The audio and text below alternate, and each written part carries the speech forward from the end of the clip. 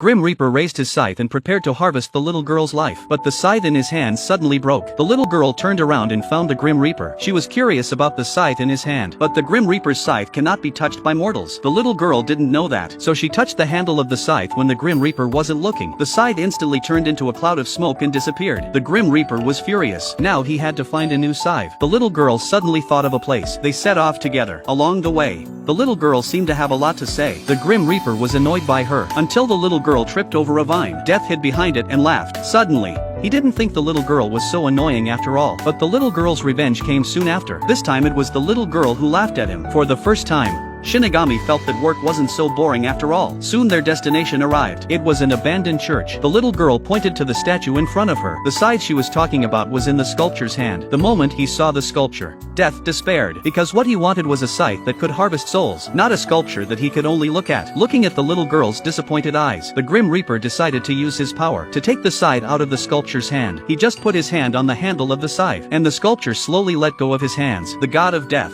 who had acquired the scythe, raised it and hit the ground with a heavy blow. The stone on the surface of the scythe cracked instantly. A brand new scythe appeared in front of them. Then the church bells rang out. The little girl said she had to go. Otherwise, the nuns would have a field day with her. Death's hand stopped raising the scythe again. He specializes in harvesting souls, but this time, he didn't have the heart to do it. The little girl was an orphan, but she didn't want to go back to the orphanage. She didn't like it. She asked the Grim Reaper to take her with him, but the Grim Reaper refused. He said he had other work to do. He couldn't take her with him. His voice was so soft and gentle, a warmth the little girl had never known. Before he left, the little girl suddenly returned and hugged Death tightly. It was the first time anyone had ever listened to her. She let go of him reluctantly. She had to leave. Otherwise, the only thing waiting for her was a scolding. When she reached the door of the church, she suddenly looked back and asked, "Will we meet again?"